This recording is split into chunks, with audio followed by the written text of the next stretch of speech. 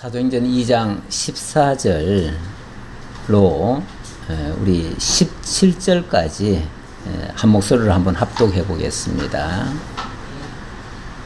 베드로가 11 사도와 함께 서서 소리를 높여 이르되 유대인들과 예루살렘에 사는 모든 사람들아, 이 일을 너희로 알게 할 것이니 내 말에 귀를 기울이라. 때가 제 삼시니 너희 생각과 같이 이 사람들이 취한 것이 아니라 이는 곧 선지자 요엘을 통하여 말씀하신 것이니 일러스되 하나님이 말씀하시기를 말세에 내가 내 영을 모든 육체에 부어주리니 너희의 자녀들은 예언할 것이요 너희의 젊은이들은 환상을 보고 너희의 늙은이들은 꿈을 꾸리라. 아멘. 예, 하나님의 말씀이 성경 곳곳에 아주 구체적으로 자세히 설명이 되어 있습니다. 그런데 그 말씀의 맥락을 이해하지 못하면, 그 시대적 배경을 이해하지 못하면 때로는 우리에게 큰 오해와 엉뚱한 해석을 낳게도 됩니다. 사실 그러한 말씀 가운데 이 부분도 해당된다고 보여집니다. 오늘날 일부 교단에서는 예언과 환상과 꿈을 꾸라고 하는 이런 이야기들을 많이 합니다.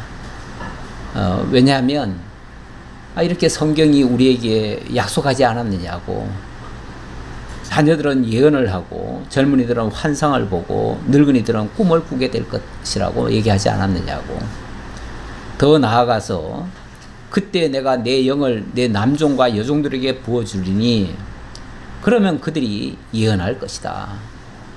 이래서 오늘날 너도 나도 예언을 해야 된다고, 그리고 환상을 보고 꿈을 꿔야 된다고. 그래서 꿈 꾼다는 표현을 그냥 단순히 꿈이라고도 얘기하지 않고 이제 비전이라는 말로 굉장히 뭔가 대단한 역사를 보는 것처럼 그렇게 설명하는 경우가 참 많습니다. 그래서 오늘날 신앙생활 하시는 분들 중에 일부는 자꾸만 뭔가를 보려고 합니다. 뭔가를 자꾸만 우리들 입에서 또는 우리들 눈에서 우리들 귀에서 뭔가가 들려지고 또 쏟아져 나와야 된다고 생각을 합니다. 그런 것을 하기 위해서 그 방편으로서 방언을 해야 된다라고 또 주장하기도 합니다. 그래서 이제 조금은 잠잠해졌는데 옛날에 비해서는 조금 덜하긴 한데 여전히 방언을 강조하고, 또 방언하시는 분들은 거기서 머무는 것이 아니라 예언과 환상과 또 꿈꾸는 이야기까지도 많이 합니다. 전에 신학교, 제가 가르친 학생은 아닌데 제가 가르치기 전에 어느 학생이 신학을 좀 하고는 나가가지고 매일같이 환상을 보고 꿈을 꾸고 그리고 그걸 가지고 또 예언을 해준다는 거예요. 그래서 아예 예언의 집을 차렸다고 그래요. 차렸는데 거기에 많은 사람들이 몰려오는데 심지어는 목사들도 와가지고 그 예언을 받고 간다는 거죠. 그런데 이제 딱 가면은 성경을 덮고 있다가 갑자기 쫙 펼친대요. 딱 펼치고 나오는 그 말씀이 하나님이 지금 내게 주신 말씀이라 그러면서 그걸 가지고 어떻게 하라, 이제 그렇게 지시하는 거죠. 그리고는 그냥 보내는 게 아니라 그렇게 한번 예언을 받으려면 상당한 복채를 가지고 가야죠. 그렇게 되어지면 그게 뭐 사실은 무당들이 하는 거나 다를 바가 없지요. 기독교 무당이 되는 셈이죠. 그런데 엄청나게 돈을 많이 번다고 하더라고요. 그래가지고 엄청 많이 쓰기도 하고, 뭐 아시는 목사님들한테 그냥 크게도 쏘고 뭐 하는 모양이더라고요. 그런 얘기를 한때 제가 들은 적이 있습니다. 뭐 제가 직접 그 사람을 본 적은 없어요. 본 적은 없는데 그렇게 하고 있노라고 얘기를 하더라고요. 예, 지금도 곳곳에 그런 분들이 있습니다. 소위 기도 많이 하시는 분들 중에서 그쪽으로 가는 경우가 많지요. 그런데 그분들이 어디에 근거해서 그런 말을 하는가를 보면 바로 이 말씀 때문입니다. 사도행전의 이 말씀이 오늘날 그렇게 하라는 것처럼 그렇게 이해되기 딱 좋은, 오해될 만한 그러한 말씀이 되겠습니다. 자, 14절로 21절, 오순절에 놀라운 역사가 일단 일어났습니다. 예루살렘에서. 그것도 제자들에게 일어났고, 그 제자들의 모습은 오순절에 순례객으로 온 많은 사람들에게 그 장면이 목격이 되었습니다. 놀라운 일이죠. 그 일 때문에 엄청난 기적의 역사가 일어났습니다. 실제로 많은 사람들이 회개하고 돌이키는 역사도 일어났고요.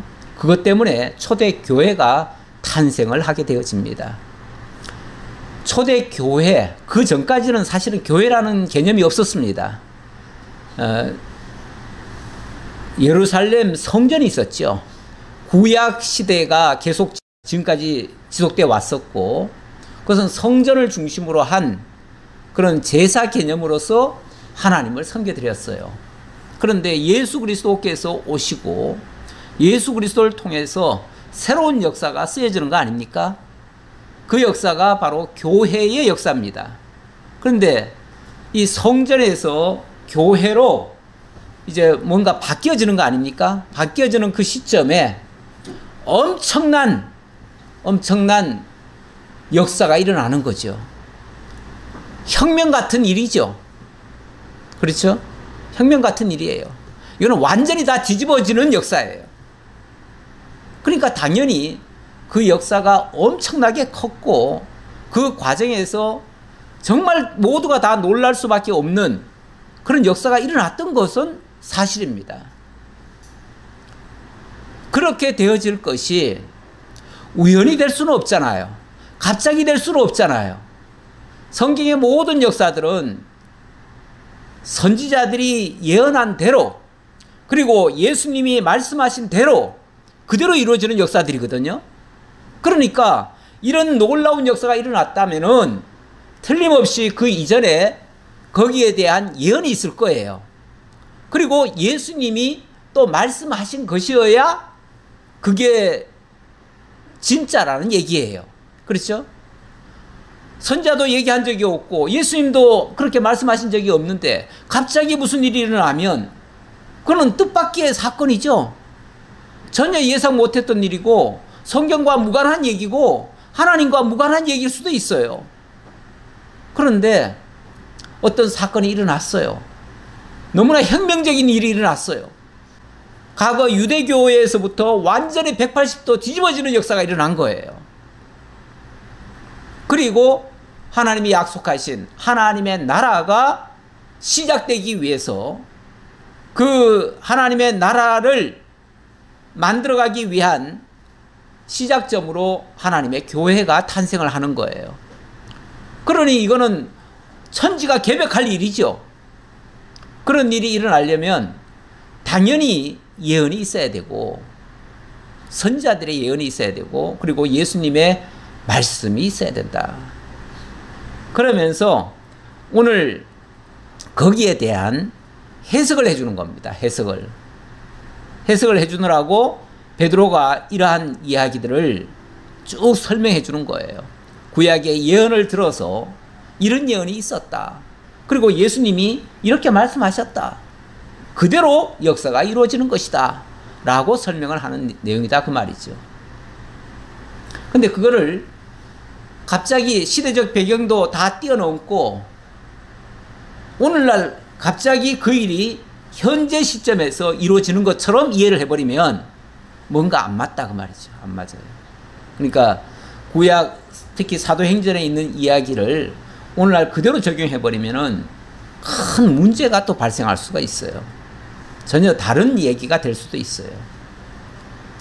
자, 지난주에 성령의 세례 약속, 그 약속이 성취되어지는 장면을 소개했습니다. 오순절에 그 120 문도가 마가의 다락방에 모여서 기도하고 있었는데 갑자기 성령이 임하셨어요. 그러고 나니까 그들이 담대해졌습니다. 담대해져서 그 이전까지는 바깥에 나오질 못했는데 그때 바깥으로 나왔어요. 나오고 보니까 바깥은 저 외국에서 온 순례객들이 가득 차 있는 거예요. 예루살렘에 가득 차 있어서 그 예루살렘 성전으로 가가지고 그 모여든 그 순례객들 앞에 올라가서 거기서 외치기 시작하는 거예요. 외치기 시작하는데 갑자기 많은 사람들이 전 세계 언어로 막 방언을 터뜨리는 거예요. 그러면서 놀라운 역사들이 일어나기 시작하는 거예요. 그랬더니 어떤 사람들은 이게 어찌된 영문이냐 하고 거기에 대해서 받아들이려고 하는 자세도 있지만은 일부는 이건 너희들이 술 취한 거 아니냐, 왜 대낮부터 술 취해가지고 이상한 말로 짓거려대느냐, 막 이런 식으로 조롱하는 사람들도 있었다. 그럴 수밖에 없지요. 우리도 아마 우리 앞에서 이상한 말을 하거나 그러면은 저 사람 저거 미친 거 아니냐 이렇게도 얘기할 수 있겠죠. 아니면 술 취해서 지금 술 주정하는 거냐 이렇게 말할 수 있겠죠.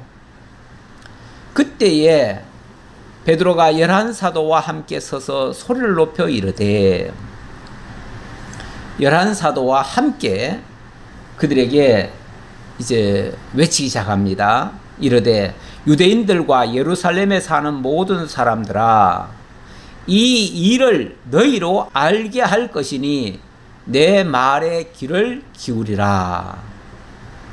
내가 이게 무슨 영문으로 왜 이런 일이 발생했는지 여기에 대한 설명을 할 테니 내 말에 귀를 좀 잘 기울여 달라 그 말이죠.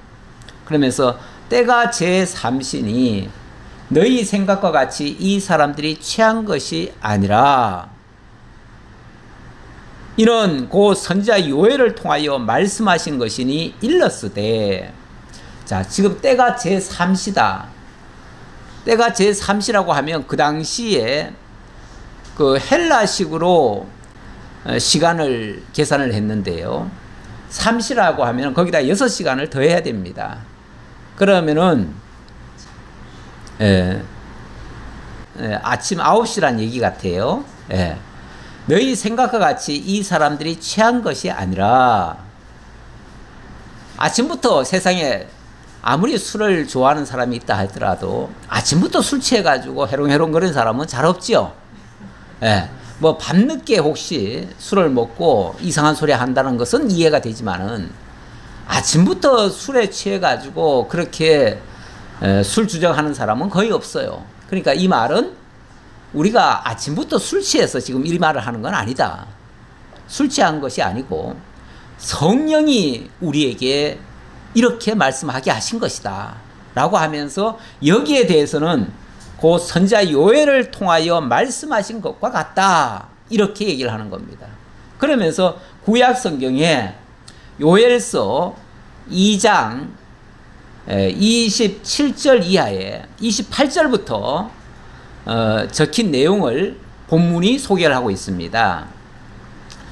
자, 그러면서 하나님이 말씀하시기를 말세에 내가 내 영을 모든 육체에 부어주리니 너희의 자녀들은 예언할 것이요 너희의 젊은이들은 환상을 보고 너희의 늙은이들은 꿈을 꾸리라.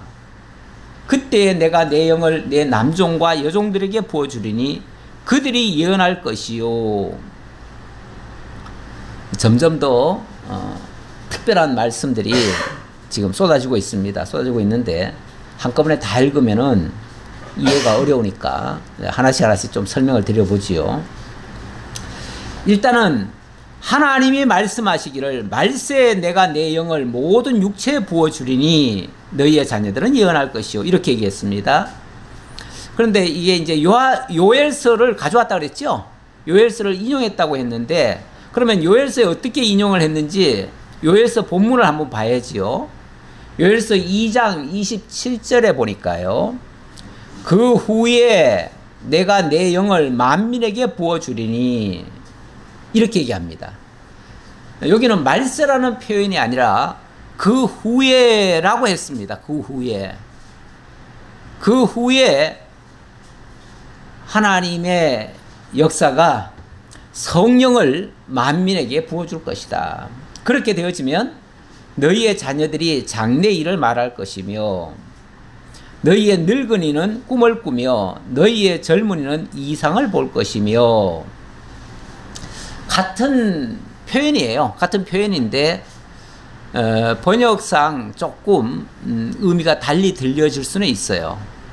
어쨌든 여기서 조금 차이가 난다고 하면 차이는 아닌데 그건 해석 차이인데요. 그 후라는 표현을 말세라고 번역을 했죠. 그렇죠? 말세. 그러니까 말세 그러면 우리가 어떻게 생각이 들어요? 마지막 세상, 세상 끝날, 세상 끝에 이런 일이 발생할 것이다. 이렇게 이해하기 좋은데, 그 요엘서에서는 그 후에라고 했습니다. 그러니까 하나님이 어떤 놀라운 역사를 하시고 이스라엘 민족을 자기 백성으로 삼는 그 놀라운 역사를 하시고 그 후에 내가 내 영을 만민에게 부어준다, 이렇게 말했어요. 그러니까 그 후라고 하는 단어가 말세라는 표현이 된 거예요. 그래서 제가 이제 종합적으로 이해를 해보니까 하나님께서 우리 주 예수 그리스도를 보내셔서 놀라운 구원의 역사를 펼치십니다. 펼치셔서 요엘서 2장 27절부터 보니까요, 27절부터 한번 볼게요. 제가 그런즉 내가 이스라엘 가운데 있어 너희 하나님 여호와가 되고 다른 이가 없는 줄을 너희가 알 것이라. 내 백성이 영원히 수치를 당하지 아니하리로다. 하나님이 직접 내가 너희의 아버지가 되어주겠다, 이렇게 말씀하셔요. 내가 너희의 하나님 여호와가 되어주겠다. 그러시면서 그 후에 내 영을 만민에게 부어주겠대요. 그러니까 이거는 바로 예수님을 보내셔서 그들을 구원하시고 그들 가운데 내가 성령으로 함께 하시겠다, 그 뜻이에요. 그렇게 보여지면, 그렇게 본다면 예수님께서 그러니까 죽으시고 부활하시고 그리고 승천하셨잖아요. 승천하시면서 내가 너희에게 다시 오겠다 말씀하셨고, 또 뭐라고 그랬냐면 내가 보혜사 성령을 보내주겠다, 이 말씀하셨어요. 그럼 보혜사 성령이 오면 사실은 예수님이 오신 것과 같은 거예요. 일단은. 그렇죠? 물론 예수님이 직접 몸으로 또 오실 수도 있어요. 그러나 1차적으로는 성령을 통해서 오시는 거예요. 성령으로 오시는 거예요. 그러니까 내가 내 영을 보내리니 했잖아요. 내가 내 영. 그러니까 성령은 예수님의 영이에요. 그러면 예수님이 따로 계신다라고 보기보다는 예수님이 성령을 통해서 우리와 함께 계시는 거예요. 그게 말세예요. 예수님이 다시 오시겠다고 말씀하셨고 예수님이 우리와 함께 하시면 그때가 사실은 마지막 때고 마지막 구원의 때라는 얘기예요. 그러니까 예수님이 성령을 통해서 우리 가운데 함께 하시면서 마지막 구원의 역사를 우리에게 펼치시는 거예요. 그러니까 마지막이라고 하는 것을 강조하는 이유는요, 예수님의 구원의 역사가 이 다음에 또 있는 게 아니에요. 이번 구원의 역사 말고 다른 시점에 또 다른 방식으로 또 주어지는 게 아니에요. 이게 마지막 기회예요. 예수님이 성령을 보내셔서 우리에게 각 사람에게 함께 하시면서 깨닫게 해서 하나님의 뜻을 알고 하나님을 경외하고 하나님의 인도를 따라 살아가게 하는 이 모든 일들이 마지막 기회예요. 마지막 기회. 그런 의미에서 말세라고 한다 그 말이죠. 말세라는 개념을 시간적인 세상 끝날로만 생각하지 마시고 우리에게 구원의 기회로 마지막으로 주어진 시점이다.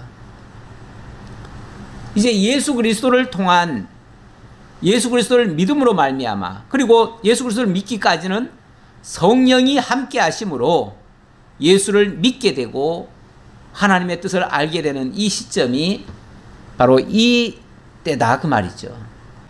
자, 그러면 이제 구체적으로 요엘이 예언했던 내용들은 무엇인가 그것을 설명을 드려보겠습니다. 첫 번째로 말세에 내가 내 영을 모든 육체에 부어주겠다라고 했잖아요. 이거는 이제 성령 세례를 통해서 하나님의 택하신 자들을 거듭나게 하고 구원 얻게 하실 것을 가리키는 말씀이다. 그 말이고요. 그때 나타난 현상이 너희의 자녀들은 예언할 것이요. 너희의 젊은이들은 환상을 보고 너희의 늙은이들은 꿈을 꾸리라.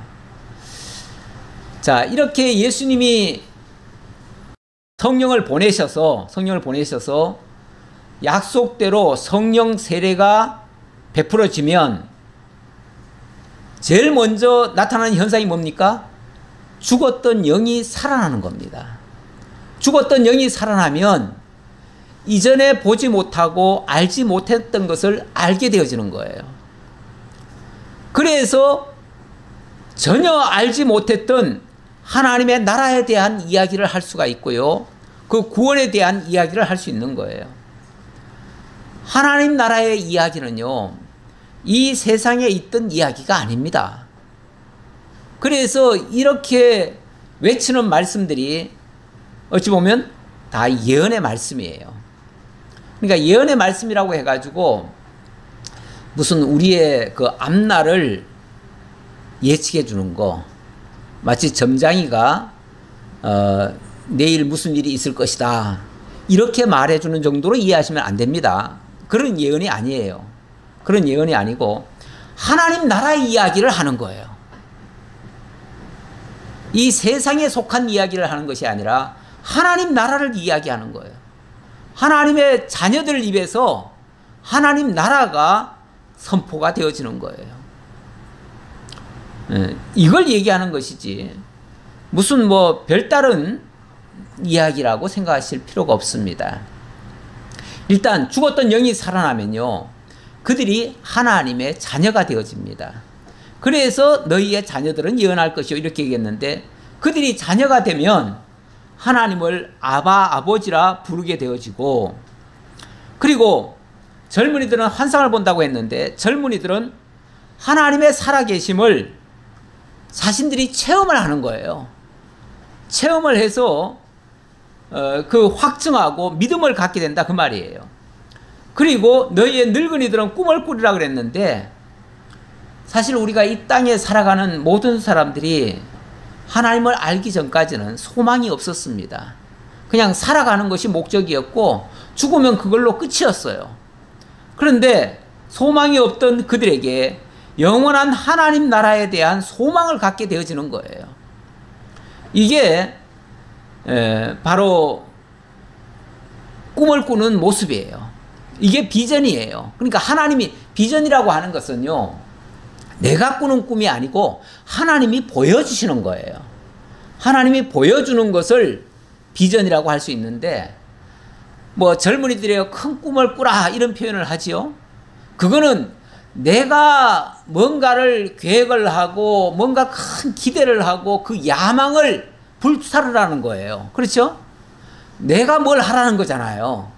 그런데 성경이 말하는 꿈은요, 비전은요, 내가 꾸는 게 아니고 하나님이 보여주시는 걸 얘기하는 거예요. 그 하나님이 보여주시는 것은 하나님의 나라를 지금 보여주고 있는 거예요.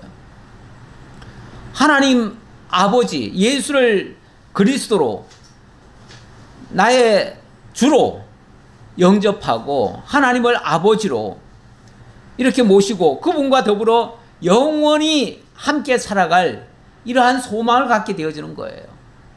이것이 비전을 갖는 것이고 이게 꿈을 꾸는 거예요. 아무런 소망 없던 자가, 아무런 꿈도 없던 자가 이제는 하나님 나라에 대한 영원한 소망을 가지는 거예요. 그 영원한 소망은 사라지지 않는 계속 이어지는 삶이잖아요. 영원한 삶이잖아요. 그것이 없을 때는 이 땅에 사는 것이 전부였어요.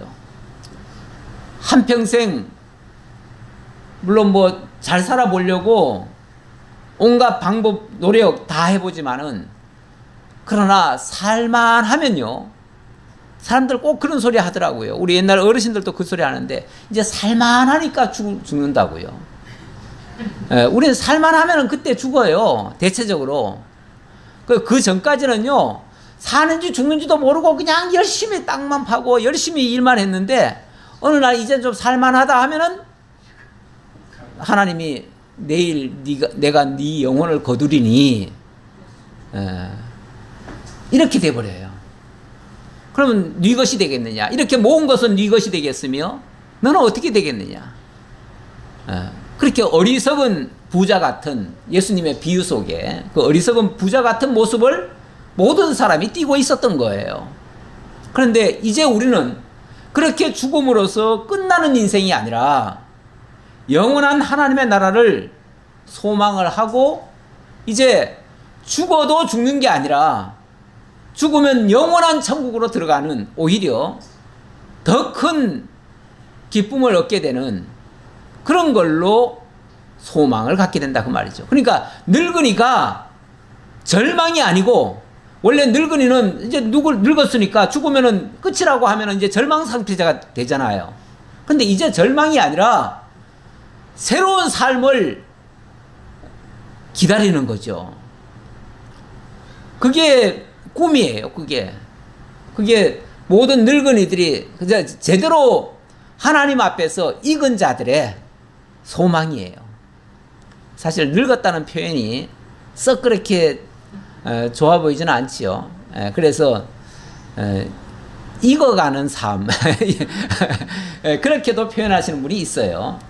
익어간다고 하는 것은 뭔가 더 완전에 이르는 거 아닙니까? 그렇죠? 익어간다는 표현은. 그렇죠? 우리 인생도 사실 익어간다는 표현이 괜찮은 것 같아요. 이렇게 소망을 주셔서 영원한 하나님의 나라를 이 다음에도 살겠지만 이 땅에서도 그것을 소망하며 살기 때문에 이 땅에 사는 동안도 괴로운 것이 아니죠. 그때부터는 즐겁게 우리가 아무리 힘든 일을 하더라도요, 뭔가 즐거운 결과를 가지고 일을 하면요, 그 일이 힘은 들어도 보람이 있고요, 가치가 있어요. 수고를 해도 수고로만 느껴지지 않아요. 그리고 금방 피로도 풀려요. 그런데 이걸 해도 이게 어떤 결과가 나올지도 모르고 해봤자 나중에 또 어차피 죽을 거다라고 하면요, 맥이 풀려요. 그렇죠?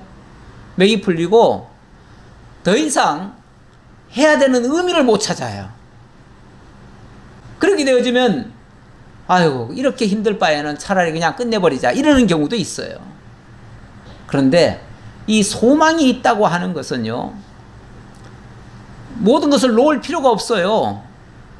더 좋게 이어져 갈 거니까요. 네, 이것이 바로 영적으로 거듭난 성도들의 성장과 어찌 보면 신앙의 변천사를 자녀와 젊은이와 늙은이로 비유해서 예언한 말씀이다. 그렇게 볼 수 있습니다. 그리고 두 번째, 그때에 내가 내 영을 내 남종과 여종들에게 부어주리니 라고 말씀하셨는데, 바로 그때에, 이렇게 성령이 임하셨을 그때에, 성령이 임하시면 뭐 그 말이죠. 예, 그때에 내 남종과 여종들에게 부어줄 것이다 라고 했는데, 오순절에 마가의 다락방에 모여있던 120명의 남녀 제자들에게 성령이 임하셨잖아요. 그러니까 이것도 뭐 달리 해석을 할 필요가 없어요. 그렇게 이해하시면 되는 거예요. 왜냐하면 지금 베드로가 그 얘기를 하는 거잖아요. 요엘의 말씀이 지금 이루어진 거다 그 얘기잖아요. 그러니까 여기에 왜 다른 해석을 붙여요? 다른 해석 붙일 필요가 없지요. 지금 되어지는 이 사건이 요엘의 예언이 이루어진 거야 그 말을 한 거잖아요. 그러니까 요엘의 그 예언과 지금 이 당시 오순절에 일어난 일을 1대1로 매치시켜서 거기에 대한 해석을 해주면 맞잖아요. 왜냐하면 베드로가 그 얘기를 하는 거니까요. 먼 미래 얘기하는 게 아니에요. 먼 미래를 얘기한 거였으면 오늘 우리에게 적용되는 말씀이다 이렇게 이해를 해야 되지만 그럴 필요가 없다니까요. 그렇게 해석을 해버리면 오히려 뻥튀기 하는 해석이 돼버려요. 아유, 그러고 보니까 뭐 목사님 얘기하는 거 보니까 아무것도 아니네요. 이럴 수도 있어요. 싱겁다고. 왜냐하면 그 당시 다 있었던 얘기라고 하니까 싱겁잖아요. 뭔가 여기서 신비한 말씀을 혹시 기대했을지 모르겠는데 그 신비한 말씀, 성경을 그렇게 신비하게만 자꾸 풀어가면요 엉뚱한 데로 가게 돼 있어요. 그래서 가능하면 역사적 그 배경을 가지고 그 당시에 이런 일이 있었다라는 걸 가지고 설명을 하는 것이 가장 안전합니다. 엉뚱한 걸 해석하지 않는 겁니다. 그래서 이 장면은 바로 오순절에 마가의 다락방에 모여있던 그 120명의 남녀 제자들에게 성령이 임하실 것을 가리킨 것이었다. 그리고 그들이 나가서 이제부터 복음을 전하게 될 거 아닙니까? 전하니까 실제로 놀라운 역사가 일어났잖아요. 무슨 역사가 일어났습니까? 그들이 나가서 이전에 없었던 그 담담이 일어났어요. 그래서 가감하게 외쳤는데 그때 하늘에서의 기사와 땅에서의 징조가 나타났어요. 그때 피와 불과 연기가 있을 것이다 라고 했는데 뭐 불과 같은 그 혀의 갈라짐 같은 현상 뭐 이런 것도 있었고요. 또 뭐 몇 가지 현상이 있었죠. 예. 그런 현상들이 지금 하늘에서도 일어나고 땅에서도 나타났어요. 그리고 실제로 각 사람의 귀에도 이상하게 들리기도 했고요. 또 그걸로 말미암아 사람들의 마음이 다 뒤집어졌어요. 이런 역사들이 곧 피와 불과 연기의 역사인 거예요. 그러니까 구약의 그 예언되어진 거를 갖다가 문자 그대로만 해석을 해가지고 실제 뭐 피와 불과 뭐 이런 것들이 나타나야만 꼭 된다고 생각하는 경우가 있는데 실제 그런 것이 아니고요. 지금 그들에게서 나타났던 현상들 갑자기 그들에게서 놀라운 막 뜨거움의 역사가 일어났잖아요. 불같은 역사가 일어났고 새 방언이 터지고 그리고 하늘에서는 바람과 불같은 기사가 일어났고 땅에서는 비둘기 같은 역사가 일어났어요. 그래서 결과가 어떻게 됐는가?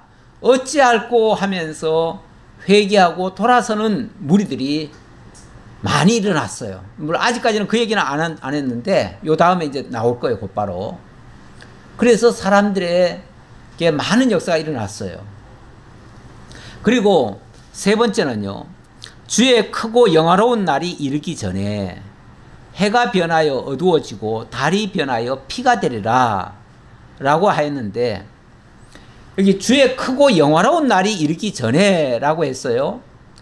크고 영화로운 날이라고 하면 물론 예수님이 이 땅에 오셨을 때도 크고 영화로운 날일 수 있고요. 그리고 성령이 임하셨을 때도 그럴 수가 있고 또 마지막에는 우리 주 예수 그리스도께서 다시 재림하신다고 하셨기 때문에 재림하셨을 때도 당연히 그런 일이 있을 수 있어요. 그러니까 이거는 지금 현재 진행형이라고도 할 수 있습니다. 왜 그러냐면 복음이 전파되는 곳마다 그러니까 성령 세례 이후에 복음이 본격적으로 전파되기 시작하거든요.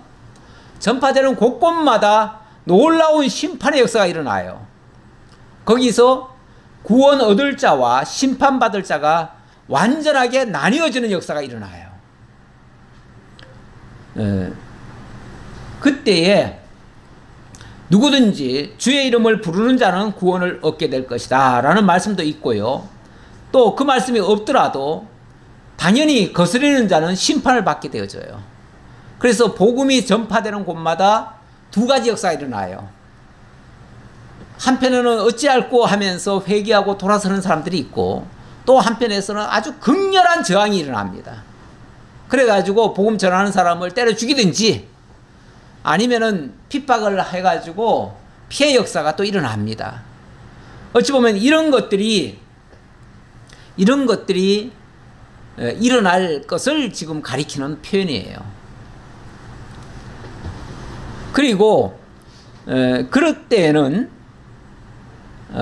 단순히 이스라엘에 국한돼서 유대인들에게만 그 대상을 삼는 것이 아니고 전 세계로 이것이 확대되어져요. 그래서 전 세계적으로 누구든지 예수가 그리스도이심을 깨닫고 주로 고백하는 자마다 다 구원의 백성이 되어지고, 그것은 오늘날도 그 역사가 이루어지고 있음을 오늘 우리가 보게 되어집니다. 오늘 우리가 그 현장을 지금 살아가고 있는 중이에요. 구원의 역사가 지금도 이루어지고 있고, 복음에 전파되는 곳마다 사실은 또 소동들도 있습니다. 항상 소동들이 있어요. 우리나라는 그래도 복음이 들어와서 이제 거의 안정적으로 이제 확장이 되어졌고, 이제는 우리가 복음이 어찌 보면 너무 풍성해져 버렸어요. 풍성해져 가지고 이제는 복음의 가치도 많이 지금 약해져 가지고 그 복음에 대한 저항도 크게 없는 때예요. 이렇게 복음을 전하는데 크게 저항이 없는 때가 좋은 것 같지만은, 오늘 우리가 살아가는 우리 입장에서는 편해서 좋은 것 같지만은 사실 여기서는 크게 역사가 안 일어나요. 그런데 복음이 이제 막 들어가는 곳 있잖아요. 그런 곳은 엄청난 저항이 많습니다.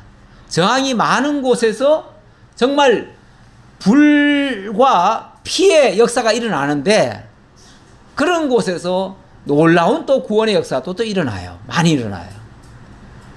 왜 그런 것을 보려면은 사실 편안한 데서는 잘 못 봐요. 오히려 좀 치열한 곳, 이제 막 복음이 들어가서 치열하게 싸우는 현장, 그런 곳이 어찌 보면 선교 현장이죠. 그런 곳에 가야 사실 그런 걸 볼 수 있는데, 지금 우리나라는 굉장히 지금 배가 부른 상태입니다. 그런데 우리나라도 처음부터 이렇게 배가 불렀던 건 아니고요. 우리나라도 처음에 복음이 들어올 때는 그 현상이 있었습니다. 그래서 우리나라에 처음 복음 들어왔을 때 한결같이 복음 전하는 자들은 거의 다 순교당했어요. 순교당하고, 복음 처음에 예수 믿은 사람들도 많은 사람들이 정말 피를 흘렸습니다. 사실 제가 어렸을 때만 해도요, 우리 동네에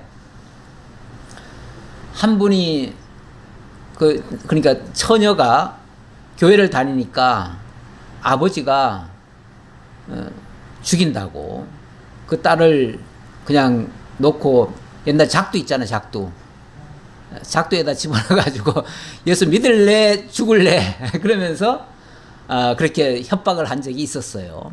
예.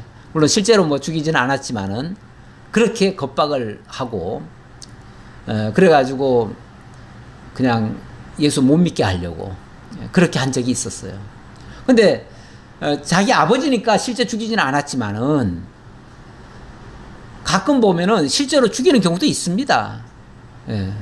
지금도 뭐 나이지리아나 뭐 인도나, 이번에 장안에서도 인도에 그 복음 전하러 가서 거기서 그 선교 센터를 하나 만들어 가지고 다 갖춰놨는데, 그 그 힌두교도들이 와가지고 그 겁박을 하고, 또 그리고 무엇보다도 그 집 주인에게 만약에 그 이거 취소 안 하면은 죽여버리겠다 막 이런 식으로 해가지고 결국은 그거 얻은 것이 취소가 됐다고 그래요. 그래가지고 포기하고 또 다른 데로 가서 또 새로 얻었다라고 하던데요. 지금도 그렇습니다. 지금도 곳곳에 선교 현장에서는 엄청난 핍박을 가합니다. 그 직접 핍박이 안 되면 우회적으로라도 못하게 하는 거죠. 그런 데서 정말 목숨 내대지 않고는 복음을 전할 수가 없습니다. 피해 역사가 있을 수밖에 없어요. 자, 그렇게 되어질 것을 얘기하는데 이거는 현재 진행되고 있어요. 예, 진행되고 있어요. 그래서 곳곳에 가는 곳마다 이런 역사들이 있을 것이다 라는 말씀이고요. 21절 하나 더 설명하고 넘어가죠. 누구든지 주의 이름을 부르는 자는 구원을 얻으리라. 자, 이런 역사가 있은 때에 주의 이름을 부르는 자는 구원을 얻으리라 그랬어요. 바로 지금이 그 시대죠. 지금이 온 천하 만민에게 복음을 전파하면서 주 예수를 믿으라. 그리하면 너와 내 집이 구원을 얻으리라. 지금 어찌 보면 복음 전하는 메시지가 좀 단순해요. 그렇죠?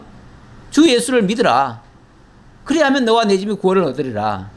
누구든지 주의 이름, 예수의 이름, 예수가 그리스도라고 하는 사실을 믿는 자들은 구원을 얻으리라. 지금 바로 이런 시대가 됐다 그 말이에요. 이렇게 될 것이라고 했는데 그렇게 되어졌다. 그래서 이때부터는 누구든지란 말은 세계 열방, 그러니까 이스라엘뿐이 아니라 온 세계 사람들 누구든지 예수를 그리스도로 영접하는 자는 다 구원을 얻는 그런 시대가 되었다. 이런 시대를 만인 구원 시대라고 그래요. 예. 지금은 과거에는 유대인들에게만 복음이 전해졌잖아요. 그래서 이스라엘에게만 복음이 전해졌어요. 근데 예수님이 뭐라고 그랬습니까? 이제 이 예루살렘으로부터 시작해서 온 유대와 사마리아와 땅끝까지 이르러 내 증인이 되리라 하셨는데 이제 땅끝까지 복음이 전파되기 시작하잖아요. 이미 시작됐죠. 시작돼가지고 그렇게 전파된 지 지금 2000년이 지나서 한국 땅에도 20세기에 복음이 들어온 거 아닙니까? 19세기에 들어왔지만은 처음에는 제대로 못 들어오고 활동도 제대로 못 하다가 이제 제대로 한국에서 꽃이 활짝 핀 거예요. 물론 지금은 약간 꽃이 시들려고 그래요. 지금 한국의 복음의 꽃은 이제 시들려고 해요. 시들려고. 그래서 이제 더 이상의 확장은 잘 안 되고 여기서 이제 씨앗을 부지런히 꽃은 지기 전에 뭐 합니까? 씨앗을 만들어서 멀리 퍼뜨려요. 그게 씨앗의 특징인데 이제 한국교회가 이제 마지막 할 일은 빨리 씨앗을 멀리 퍼뜨리는 이 일을 지금 해야 될 것 같고 이 일을 지금 한국교회가 부지런히 하고 있어요. 사실 이렇게 열심히 나라가 없어요. 전 세계적으로 보면. 예. 물질 싸들고 온갖 거 다 싸들고 그냥 가서 그렇게 다 퍼주면서까지 하잖아요. 물론 우리가 옛날에 복음을 받을 때 그런 식으로 받았어요. 받았기 때문에 우리가 배운 게 그래서 그렇게 하는데 우리 하나님이 하시는 방식이 그래요. 예. 복음이 복잡하게 전할 필요는 없어요. 주의 이름을 그러니까 예수를 그러니까 제대로 전해야겠죠. 예수를 제대로 전하면은 그 예수를 영접하는 자들이 다 구원을 받을 것이다. 그 얘기예요. 자, 그 말씀대로 그 요엘의 말씀이 예수님으로 하여금 확증을 했고 그렇게 하신 그 예수가 바로 그리스도라고 하는 증명이 되어진다. 그 말이고요. 이스라엘 사람들아 이 말을 들으라. 자, 20절부터 22절부터 33절까지가 다윗의 예언대로 예수께서 부활하셨음을 증거하는 내용인데요. 이스라엘 사람들아 이 말을 들으라. 너희도 아는 바와 같이 하나님께서 나사렛 예수로 큰 권능과 기사와 표적을 너희 가운데서 베푸사 너희 앞에서 그를 증언하셨느니라. 자, 그러면서 자연스럽게 예수 그리스도로 옮겨와서 그리스도를 증거합니다. 예수가 그리스도라고 하는 사실 그걸 증거하기 위해서 하나님께서 나사렛 예수로 큰 권능과 기사와 표적을 너희 가운데서 베풀었다. 그렇죠. 예수 그리스도가 오셔서 이 땅에서 하신 모든 일들도 어찌 보면 놀라운 역사들을 많이 하셨어요. 그것이 예수님 33년간 이스라엘 땅에서 보여주신 것들이에요. 예수가 그리스도이심을 증명하는 그런 것이었다 그 말이죠.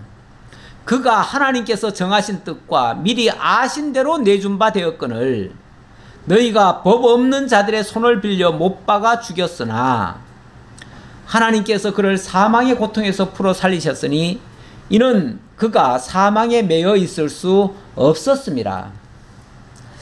자, 그 예수는 하나님께서 정하신 뜻과 미리 아신 대로 내준 바 되었다. 예수의 죽음은요, 뭐 누구 때문에 이렇게 얘기하기 전에 하나님께서 미리 정하신 뜻과 그리고 미리 아신 대로 내어준 바 되어서 한 거다. 그러니까 적극적으로 하나님이 내어줬어요. 누구에게요? 그 원수들에게. 빌라도에게 고난을 받았다고 하지만 빌라도에게 내어주신 것이고요. 또 유대인들에게, 자기 백성들에게 하나님이 내어주신 거예요. 그들을 위하여 하나님이 내어주셨어요. 그렇게 정하셨어요. 그렇게 하니까 너희가 법 없는 자들의 손을 빌려 못 박아 죽였으나, 법 없는 자들의, 무법천지의 사람들에게, 그렇잖아요. 예수님 십자가에 못 박을 때에 그 판결부터 모든 게 다 불법이잖아요. 불법. 그 불법한 자들의 손에 의해서 결국은 십자가에 못 박혀 죽게 만들었다. 그런데 그것이 사실은 하나님이 정하신 대로 된 거다. 사람들은 자기네들의 그 악한 행위대로 한 것이고요. 결과는 하나님의 뜻대로 된 것이고, 사람이 악한 대로 행했는데 결국은 하나님 뜻대로 된 것이다. 이런 얘기예요. 자, 그렇게 죽였는데 하나님께서 그를 사망의 고통에서 풀어 살리셨으니 이는 그가 사망에 매여 있을 수 없었습니다. 그렇죠. 예수는 죽어서 사망으로 끝날 존재가 아니잖아요. 오히려 영원한 그리스도시고 하나님의 자녀들의 아버지가 되어주시고 그들의 구원자가 되어주시고 그들의 왕이 되어주실 분이잖아요. 그러니까 당연히 그를 그 사망의 고통에서 살려내셔야죠.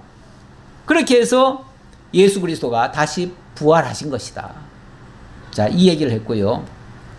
이게 갑자기 되어진 사건이 아니고 성경대로 된 것이다. 그래서 25절에 다윗이 그를 가리켜 내가 항상 내 앞에 계신 줄을 배웠으며 나로 요동하지 않게 하기 위하여 그가 내 우편에 계시도다. 다윗이 예언한 대로 된 것이다. 이 말입니다. 아까는 요엘이 예언한 대로 성령이 임하셨고 다윗이 예언한 대로 예수가 부활하신 것이다. 이 얘기예요. 그런데 그때 다윗이 예언을 할 때 뭐라고 그랬냐면 그를 가리켜서 항상 내 앞에 계신 주를 배웠다. 이렇게 얘기를 했대요. 예수를 가리켜서 주라고 얘기했대요. 예수가 누구십니까? 육신적으로 말하면 다윗의 혈통에서 나왔잖아요. 그러면 다윗의 자손이잖아요. 자손. 그래서 예수님 당시에 어떤 사람이 다윗의 자손이요 라고 하니까 내가 왜 다윗의 자손이냐 이렇게 예수님이 말씀하신 적이 있어요. 예. 내가 다윗의 자손이면 어찌하여 다윗이 나를 가리켜 주라고 얘기했느냐 라고 한 말이 있어요. 예. 그 말을 여기서도 지금 쓰고 있는 말이에요.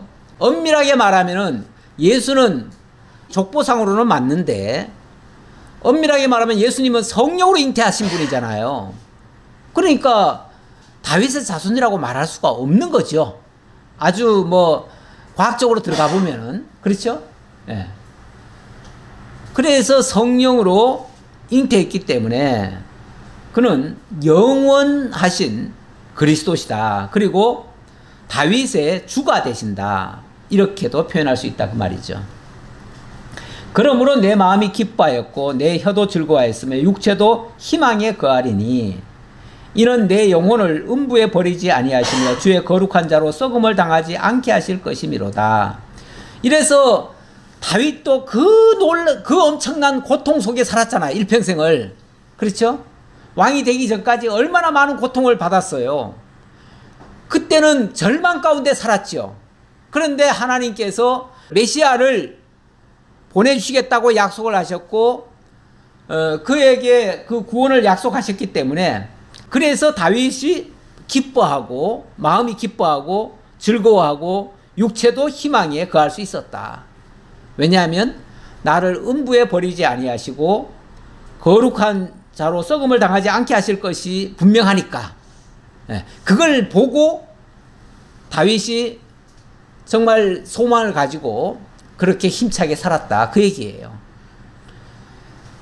그래서 그 다윗의 시편에 보면은 그렇게 절망스러운 상황에서도 소망을 가지고 늘 이야기하는 장면이 나오죠.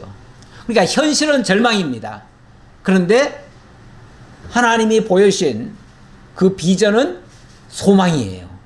그걸 가지고 찬양을 했는데 그 내용을 메시아에 대한 예언이라고 설명하는 거예요. 네, 오늘 27절까지만 하죠. 27절까지 하고 나머지 다음에 좀 더 보도록 하겠습니다. 기도하겠습니다. 감사합니다. 하나님. 하나님의 말씀이 요엘의 예언대로 다윗의 예언대로 정확히 이루어져서 예수님이 이 땅에 오셔서 우리의 구원을 위하여 죽어주시고 그리고 3일 만에 부활하시고 성령을 보내시고 성령을 통해서 놀라운 역사를 만드셔서 온 세계에 있는 모든 하나님의 택한 백성들이 함께 구원을 얻을 수 있는 이 놀라운 은혜를 저희들에게 입혀주셔서 감사합니다. 오늘 우리가 구원을 받은 것도 이 놀라운 역사로 말미암아 이루어졌음을 깨닫고 우리도 이 복음을 증거하기 위하여 온 세계로 복음을 전하는 증인들이 될 수 있도록 하나님 함께 주옵소서. 모든 걸 감사드리옵고 예수님의 이름으로 기도하옵나이다. 아멘.